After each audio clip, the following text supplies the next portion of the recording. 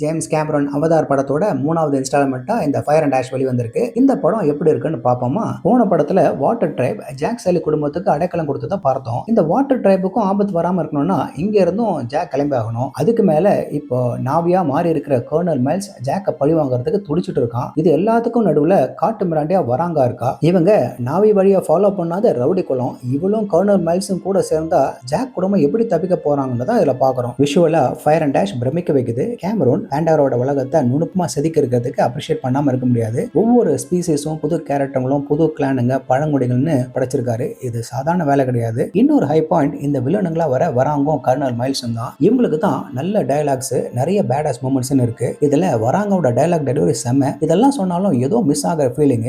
ஏன்னா கதை என்ன பெருசா இல்ல. இது போன 2 படத்தோட ரெப்ளிகா தான். எனக்கு இந்த டயலாக்ஸ் ஜென்சியை டார்கெட் பண்ணாலும் இந்த ப்ரோ டியூட் வார்த்தைங்க பேண்டோரா உலகத்துக்கு ஒட்டவே இல்லை. இருந்தாலும் இது ஒரு சிறந்த சினிமா